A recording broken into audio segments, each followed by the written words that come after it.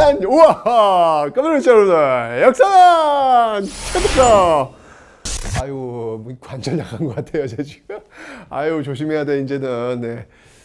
자, 여러분들, 오늘 이제 이야기 시작하기 전에 이런 일이 있어요. 오늘 이제 무신정권, 무신정부에 대해서 이야기를 할 텐데, 한뢰라는 젊은 문신이 있었습니다. 문신이 있었는데, 기고만장했어요. 그래가지고, 그 이소웅, 제가 좀 설명 더 드릴 텐데, 이소웅, 그 굉장히 좀 나이가 많은 무신이거든요. 그 이소웅의 뺨을 쫙 때립니다. 아, 정말 탁 맞게 되죠. 그때 그 한뢰의 어떤 생각은 어땠을까? 야, 니까 것들이 뭘? 이런 어떤 그런 생각? 니까 것들, 그러니까 갑질의 갑질을 지금 제대로 보여준 어떤 그런 장면이에요. 젊은 문신이 그 나이 많은 무신의 뺨을 그냥 귀싸대기를 갈겨대는 이 모습. 그리고 여러분들 어떤 일이 벌어진지 아십니까? 몇 시간 뒤에 그 젊은 문신 한뢰는 철퇴를 맞아 죽게 됩니다. 아, 정말 그 한치 앞도 내다보지 못하는 어떤 한 사람을 우리는 지금 만나고 있는 거예요. 제가 늘 이야기하지만 역사는 사람을 만나는 인문학이라고 제가 설명을 드렸습니다. 여러분들 정말 이런 데서 배우셔야 돼요. 여러분들의 그 한치 앞도 우리는 잘 모르잖아요. 네, 모르잖아요. 어떤 일이 벌어질지 모르는 그 상황 속에서 지금 현재 이 시간은 정말 겸손하고 또 겸손한 모습으로 현재를 대면해야 되지 않을까라는 그런 생각이 듭니다. 저 같은 경우도 뭐 요즘 저 잘 나가고 있잖아요. 그죠? 근데 정말 이런 역사를 보면서 정말 저를 꼭 다시 한번 돌아보게 됩니다. 혹시 내가 주변에 뭐 좀 안 좋은 모습을 보이고 있는 건 아니야? 라는 그런 생각들 늘 경계하게 돼요. 역사라고 하는 것은 그런 어떤 힘이 있는 것 같습니다. 제대로 역사를 공부한다면 우리 사회가 조금 많은 사람들이 좀 스스로 좀 돌아보면서 좀 이렇게 좀 더 건강한 어떤 그 관계를 유지할 수 있지 않을까라는 그런 생각을 드네요. 네, 오늘 그 한뢰와 이소웅의 관계를 통해서 또 한 번 여러분과 저를 돌아보는 시간이 되셨기를 바랍니다.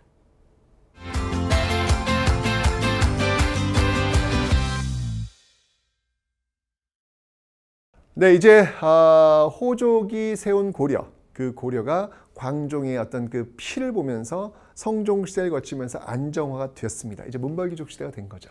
자, 그러면서 이제 좀 이렇게 안정화된 모습인데, 그러니까 고인물이 썩기 시작하는 거예요. 여러분 정말 그건 잊지 마셔야 돼요. 자, 그러면서 여러분들 호족들, 초기 나라를 세웠던 이 호족들, 네, 호족들이 이제 서서히 기득권화되는 모습들, 광종의 어떤 숙청 속에서 살아남은 어떤 그들이 이제 기득권화되는 어떤 그런 모습들이 있겠죠. 초기엔 여러분들 이 호족들은요, 뭘 후원했다 그랬죠? 고려 신라 말부터 불교 종파 중에서 누구나 다 부처가 될 수 있다. 뭐였죠, 여러분들? 네, 선종이었어요. 네, 이 사람들은요, 선종을 굉장히 선종을 지지하는 어떤 그런 모습들이었습니다. 그죠? 근데 여러분들 이게 누구나 다 부처가 될 수 있다 해서 왕이 됐단 말이야. 이 호족들이 기득권이 됐단 말이야. 지배층이 됐단 말이야. 그런데 시간이 흘러가면서 이제 좀 기득권이 되니까 뭔가 좀 보여주고 싶은 거야. 그렇지. 부자가 됐으니까 좋은 차도 끌어야 되고 자기 그 멋진 집도 좀 이렇게 좀 사람들 보여줘야 되고 뭐 그런 게 있잖아요, 여러분들. 그래서 이 선종 이후 이제 서서히 문벌귀족들은 뭘 좋아하냐면요, 선종보다는 좀 있어 보이는 거 바로 교종. 이 교종을 또 선호하게 됩니다. 자, 요거 여러분 잘 기억해 두세요. 그래서 이제 고려 중기에 교종이 굉장히 활성화되는 모습들이 바로 이런 배경에서 나오게 되는 겁니다. 그죠? 초기엔 여러분들 고려라는 이름을 통해서 보면 알겠지만, 네, 고구려 계승 의식도 분명히 있었다. 고구려 계승 의식도 분명히 있었다. 그런데 시간이 흘러갈수록 이제 고구려를 계승하면 골치 아파요. 자꾸 이 중거 부딪혀야 된단 말이죠. 그죠? 그냥 신라 계승 의식이면 쫙 좋죠. 기득권을 유지하고 있는 사람들한테는 고구려 계승 의식보다는 신라 계승 의식이 훨씬 더 안전하고 편안한 거예요. 왜? 다 거졌으니까. 굳이 뭐 할 필요가 없는 것이죠. 그죠? 자, 이렇게 되면서 초기에서 중기로 넘어가면서 어떤 그 변화되는 변화되는 그 지배층들의 모습들, 네, 그래서 바로 이 호족과 문벌귀족으로의 어떤 이런 변화, 이런 게 이렇게 참 크게 나타나고 있다라는 겁니다. 크게 나타나고 있다는 거예요. 그래서 여러분들 좀 성공하면 변하시면 안 돼요. 이런 거 보면 보여야 돼 이게. 성공할 때 이렇게 변하는구만 사람이. 그러니까 그러면 안 된단 말이에요. 역사를 공부하면서 그런 걸 배워야 되는 거예요, 여러분들. 예. 여러분 지금 모르겠습니다. 성공하신 분도 있고 성공하지 않은 분도 있겠지만 성공할 수 있는 가능성이 더 많으신 분들이잖아요. 그죠? 나중에 성공했을 때 이런 거 잊지 마세요. 여러분 변하시면 안 돼요. 예. 늘 지금의 첫 마음을 잊지 않으셔야 되겠습니다. 저도 늘 이런 거 보면서 늘 절 물어봐요. 너는 변했니? 뭐 이런 거 배웁니다. 자, 게다가 이렇게 문벌귀족 시대가 되면 게다가 이들은 말이죠. 특권까지 가지게 됩니다. 자, 어떤 특권들을 가지게 되냐면, 자, 한번 볼게요. 진짜 이런 어떤 그 의식 속에서 나오게 된 어떤 특권들을 한번 살펴볼 텐데, 자, 쭈쭈쭈 한번 살펴보도록 하죠. 자, 먼저 정치, 경제, 그리고 사회에 걸친 그런 특권들을 한번 좀 살펴보겠습니다. 먼저 정치. 이렇게 만나는 게 너무 놀랍지 않아요? 선생님이 다 설계해서 오는 거예요. 이 칸 한 칸 한 칸마다 다 설계해서 들어오는 겁니다. 네. 그 다음이 경제. 여러분들한테 조금이라도 좀 이렇게 이 한 판으로 좀 이렇게 과학적인 어떤 그런 역사의 흐름을 좀 보여주기 위해서 제가 진짜 정말 밤낮없이 연구해가지고 연구해서 보여드리는 거예요. 이게 딱딱 맞아떨어지면 놀랍죠, 여러분들. 그죠? 그리고 사회. 자, 이런 어떤 특권들. 이런 특권들을 한번 좀 살펴보도록 할 텐데, 자, 문벌귀족의 특권, 먼저 정치적으로는요, 음서라는 특권이 있습니다. 자, 음서는요, 이게 여러분들 여기서 이제 공통적으로 등장하는 단어가 있죠. 이 그늘음자라는 건데요, 뭐냐면 조상의 음덕을 받아가지고 이렇게 지금 잘 먹고 잘 사는 그런 모습들이 지금 나타나게 되더라라는 겁니다. 이 음서는요, 5품 이상.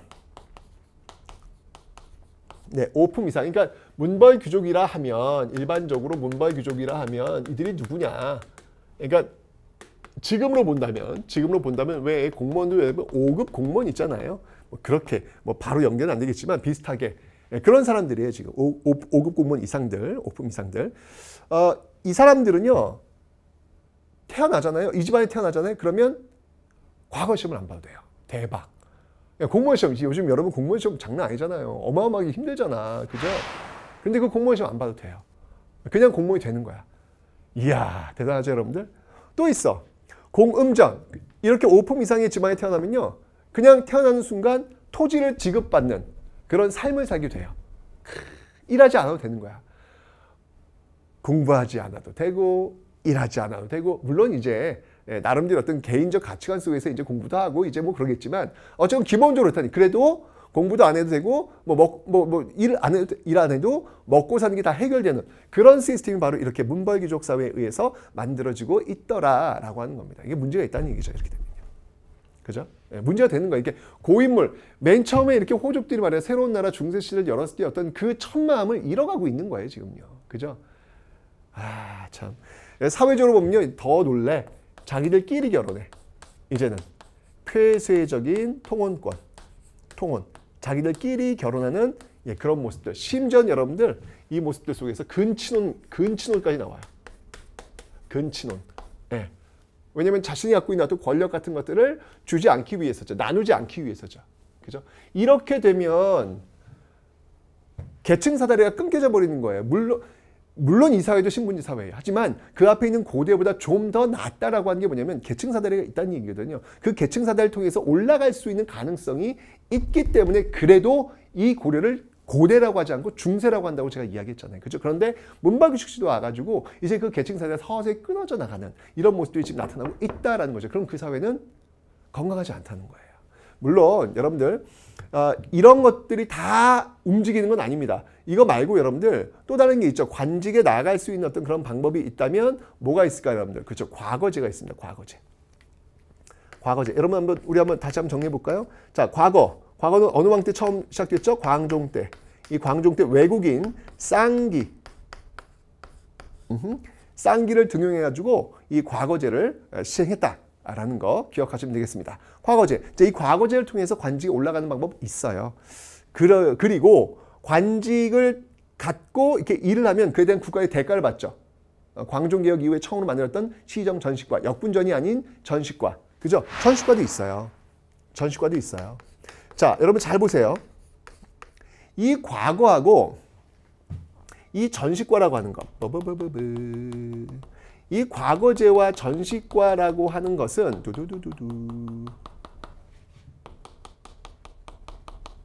라고 하는 것은 이게 지금 앞에 있는 음서나 공음전이 귀족의 어떤 특권, 귀족의 어떤 특징을 반영하고 있다면 그래도 과거와 전식과라고 하는 것은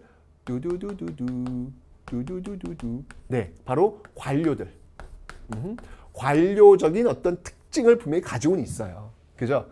근데 이런 것들이 좀 조화롭게 이제 가야 되는데, 어쨌든 과거는 실력에 의해서 관직이 올라갈 수 있는 방법들이잖아. 이런 게 조화롭게 이루어져야 되는데, 이게 이 한쪽으로 굳어져 버리면 그 사회는 점점 어떻게 될까요? 그렇죠. 모순이 쌓일 수밖에 없더라라는 겁니다. 모순이 이렇게 되면요. 이 사회가 되면요. 모순이 쌓일 수밖에 없는 거예요. 모순이 당연히 쌓일 수밖에 없는. 예, 모순이 쌓일 수밖에 없는 어떤 그런 모습으로 간다는 이야기죠. 자, 그러니까 여러분 아프리카에 원숭이 사냥을 어떻게 하냐면 나무에다가 이게 쌀자루 있잖아요. 이걸 걸어 놓은대요. 근데 그 쌀자루에 목이 좁대요. 목이 좁대요. 그럼 이제 원숭이 냄새를 맡고 와가지고 그 쌀자루에 손을 집어넣는대요. 예, 이렇게 집어넣는 거예요. 집어넣으면 거기에 있는 그 쌀을 손으로 움켜쥐는 거야. 손으로 움켜쥐면 이걸 빼내야 되는데 이걸 움켜져서 주먹이 되는 순간 이걸 빼질 못하는 거예요. 걸리는 거예요. 이게. 그러면 이제 원숭이가 당황을 해요. 당황해서 꽥꽥 소리를 지릅니다. 놀랬겠죠. 안 빠지니까 꽥꽥 소리를 지르는 거예요. 그럼 그 소리를 듣고 사람이 와가지고 원숭이 목을 툭 쳐가지고 가져간다는 거예요. 원숭이 죽는 거죠. 자, 이걸 보면 여러분들 좀 이해가 안 되는 거야. 그 손에 쥐고 있는 그 쌀 몇 알갱이를 놓기만 하면 다시 손을 빼가지고 그 푸르른 자연을, 그 나무와 나무 사이를 마음껏 뛰어다니면서 자유롭게 살 수 있을 텐데 그 손에 쥐고 있는 쌀 몇 알갱이를 놓지를 못해가지고 결국 죽음에 이르고 있는 이 모습. 이런 모습은 여러분들 우리 삶에도 굉장히 많은 시사점을 줄 것 같아요. 역사도 마찬가지야. 바로 이런 어떤 쌀 알갱이들, 이걸 쥐고 놓지를 못하는 거야. 놓지를 못하면서 기고만장해져가지고 갑질만 하는 거예요. 그럼 여러분들 오래 못 가요. 이거 절대 오래 못 갑니다. 역사가 얘기해주고 있는 거거든요. 이런 걸 참 우리네 삶에서 좀 배워야 되지 않을까라는 그런 생각이 듭니다. 자, 바로 그렇다면 이 모순들, 이 문벌귀족들이 만들어 놓는 스스로 했던 모순들, 이 모순들이 어떤 모습으로 나타날까? 그 첫 번째가 바로 이자겸의 난이다라는 겁니다. 이건 이제 인종 때 일어났던 건데요. 척준겸과 함께 일으켰던 난인데 이게 뭐냐면 이자겸과 이 인종의 관계가 묘합니다. 잘 보세요, 여러분들. 이게 잘 보셔야 돼요. 예. 자, 이자겸은요, 인종 그 왕의 외할아버지예요. 오케이? 접수했죠? 자, 또 있어요, 관계가. 이자겸은요, 인종의 장인이에요. 아니, 외할아버지인데 장인이야? 가만히 있어봐. 그러면 인종이 누구랑 결혼한 거죠, 여러분들? 이모랑 결혼한 거예요. 와, 그러니까 이게 뭐냐면 이자겸이 자기 딸들을 계속 집어넣어요. 계속 왕비로 집어넣는 거야. 왕이 바뀔 때마다 집어넣는 거야. 이러니까 막 이모랑도 결혼하는 이런 모습이 나오는 것이죠. 이런 건 이제 근친혼이라고 하는 건데, 이렇게 되면서 지금 이 곤란해지는 거예요. 지금 이게. 왜냐하면 이자겸의 권력은 점점 커지는 거야. 이자겸의 권력이 점점 커지면서 이자겸이 그래? 그럼 내가 한번 왕 한번 해볼까? 라는 생각이 드는 것이죠. 그러면서 일어났던 게 바로 이 이자겸의 난이다라는 겁니다. 그러니까 권력이 비대해지면 이걸 내려놓을 수 있어야 되는데 그걸 제어를 못한다는 것이죠. 진정 제어를 못하는 걸까? 그게 그렇게 힘든 걸까? 나한테 한번 권력을 한번 줘봐. 어쨌든 저는 권력을 가져보지 못했으니까 이게 근데 지금 이게 정치인들도 보면 그게 진짜 쉽진 않은 것 같아요. 한번 권력의 맛을 느끼면 그걸 내려놓기가 쉽지가 않은 것 같아요. 좋은 곳에 써야 되는데 자꾸 이렇게 갑질하는 모습들, 좀 좋지 않은 모습들 이렇게 가는 것 같아요. 어쨌건 이자금 역시 그랬던 거예요. 그래가지고 결국은 뭐 이제 척중력을 회유해가지고 이제 이건 실패로 돌아가긴 해요.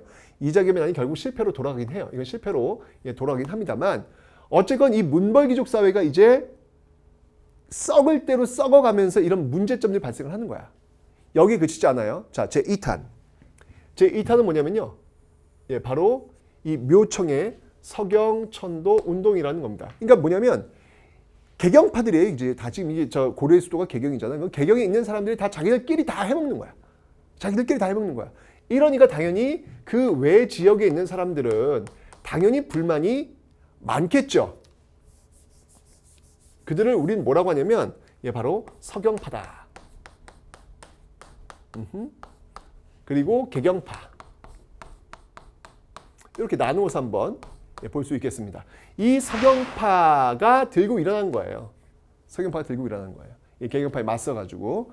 자, 이 묘청이 이제 서경파를 이제 대표하는 어떤 그런 모습인데 어떤 인물들이 있냐면 인물들을 본다면 뭐 아까 지금 얘기했던 묘청이라든지 정지상 이런 인물들이 되고요. 반면에 이 서경파를 또 제압했던 인물이 있어요. 그 대표적인 인물이 바로 김부식. 김부식 하면 여러분들 어떤 사람입니까? 바로 삼국사기의 저자가 되겠습니다. 일단 기억하시면 되고요. 이 사람들이 어떤 그 사상적인 어떤 그 위치라고 하면 좀 달라요. 자, 일단 묘청은 승려잖아요. 그러니까 불교. 불교를 또 숭상하고 있고요. 그 다음에 개경의 기는 이제 끝났다. 이제 새로운 서경에서 새로운 기운이 뻗치고 있다. 이건 뭐죠, 여러분들? 풍수지리. 도선대사. 풍수지리. 기억나시죠, 여러분들? 풍수지리의 영향을 받은 것이다. 근데 김부식은 유학자예요. 여기는 유학입니다. 유학. 자, 이렇게 좀 달라요. 다른 모습들이고. 그 다음에 이제 이 사람들의 어떤 그 의식이라고 할까? 이런 것들 보면 이 서경파 같은 경우는 여러분들 고구려 계승 의식이 있어요. 그러니까 서경으로 가자는 거야. 고구려 계승 의식. 상당히 자주적인 그런 색깔들을 지금 가지고 있다. 자주파라고 보시면 돼요. 반면에 이 개경파, 이들은 기득권 세력이야. 일단 모든 거 다 가졌어. 제가 얘기했잖아요. 고구려 계승 별로라니까요. 신라 계승이 제일 좋지. 그래서 이 사람은 신라 계승 가지고 있는데 굳이 충돌할 필요 없잖아요. 그죠? 그래서 굉장히 좀 그 보수적인, 사대적인 어떤 그런 모습들을 가지고 있더라라고 하는 겁니다. 자, 그래서 이쪽은요, 당시에 이 묘초의 서경천도 운동의 좀 외부적 요건이 뭐였냐면 이때 여진, 금나라가 사대를 요구해요. 그때 서경파는 고구려 계승 의식이니까 싸워야지 뭐. 그죠? 있을 수 없죠. 그래서 금정벌을 주장합니다. 반면에 이쪽 개경파는요, 신라 계승 의식 지금 현재를 유지하는 게 제일 좋다니까. 그래서 금한테 사대하자. 지금 싸워봐야 남는 게 하나도 없다. 이제 이렇게 주장을 하는 그런 모습들이 있는 것이죠. 자, 바로 이 김부식이 중심이 되어가지고 이 묘청의 서경천도 운동이 일어나자 진압을 하는데 어떻게 됐을까요? 네, 성공합니다. 이 공격에 의해서 김부식이 결국은 진압을 하더라. 결국 서경파는 실패하게 됩니다. 자, 그런데 이 사건을 이후 한 역사가가 평가를 해요. 자, 뭐라고 평가를 하냐면 그 역사가 누구냐면 바로 신채호입니다. 신채호. 이 신채호라는 분께서 이게 일제강점기 역사학자인데요. 이 신채호라는 분이 자신의 그 저서인 조선사 연구초라는 곳에서 뭐라고 이 묘청의 서경천도운을 평가하냐면 조선 역사, 이 당시에 역사라고 했나 봐요. 1000년내 제1대사건.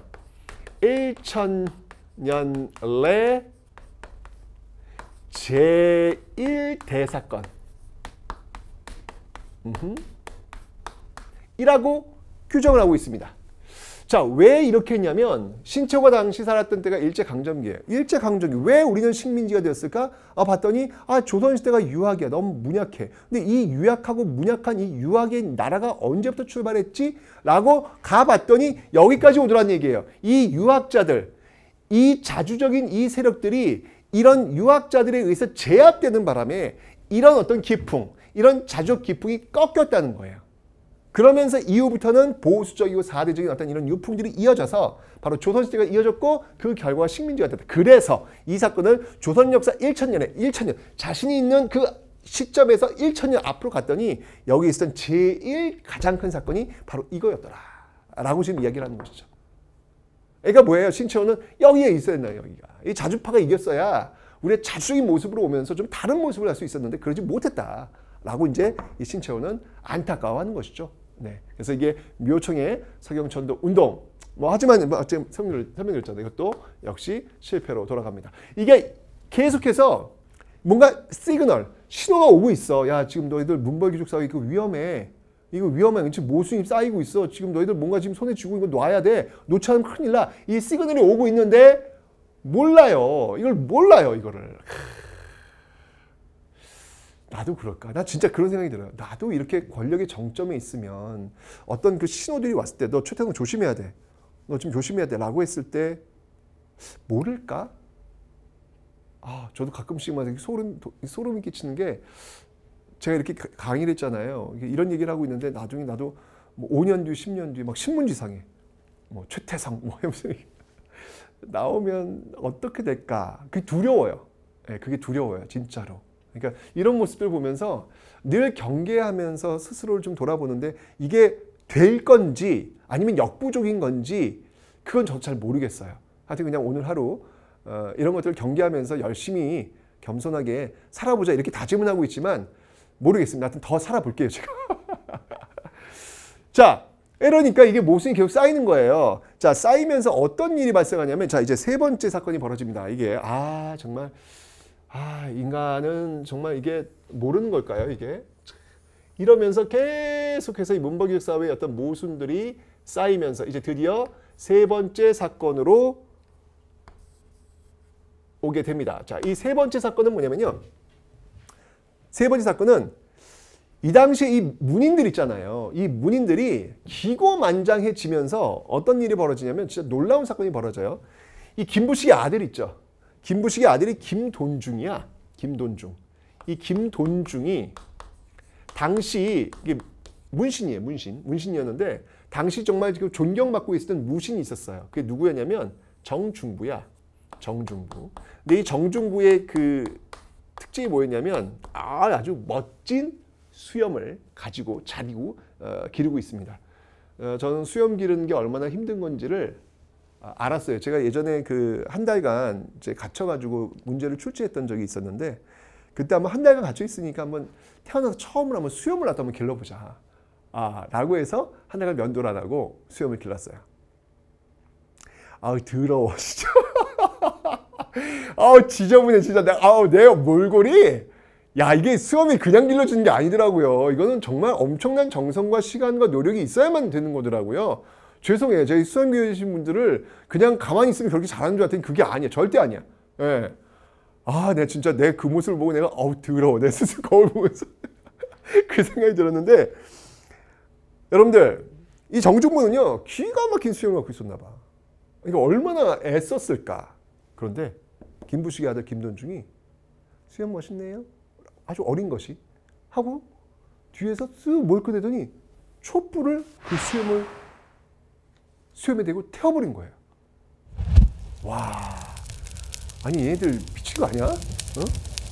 정말 얼마나 화가 났지. 이 자식이 하고 막 때렸을 거 아니야. 그러자 이 김돈중이 아빠! 그 잃는 거야. 실세니까. 그래서 이 김부식이 막 정중부를 막 압박하는 그런 장면이 나옵니다. 이게 진짜 갑질이지 뭐. 이거 여러분 요즘 있어도 생각해 보세요. 정말 이놈의 갑질. 그죠? 자, 이 수염 사건. 이 수염 사건이 있어. 수염 사건. 기고만장이야. 또 있어. 뭐냐면 또 젊은 문신 한뢰라는 사람이 있어요. 한뢰. 진짜 무례해. 아주 그냥. 한뢰가 이 당시 또 이 무신 이소응이라는 사람이 있었는데 이건 또 어떤 사건이냐면 이건 정말 더 대박이야. 뺨을 때려요. 그러니까 한뢰가 이 이소응 무신인데 이게 왕의 행차한 앞에서 이제 뭐 왕한테 좀 뭘 좀 보여주라고 했나 봐. 이소응한테 이 손을 가리켜 가지고 저기 수박회라는 게 있어요. 이게 손을 갖고 이렇게 탁 이렇게 싸우는 게 있는데, 나이 많으신 분이야 이제. 아무리 무신이지만 이제 나이가 많으신데, 근데 이 이소홍 보고 수박회라는 거예요. 그 힘센 그 또 다른 다른 무신을 데리고 와가지고 둘이 붙으라는 거야. 그러니까 이소홍이 이게 되겠냐고요. 아무리 높은 관직에 있는 사람이지만 힘이 딸리잖아요. 딸리니까 이게 좀 피했던 것 같아. 그러자 한 애가 네가 무슨 무신이냐고 뺨을 때립니다.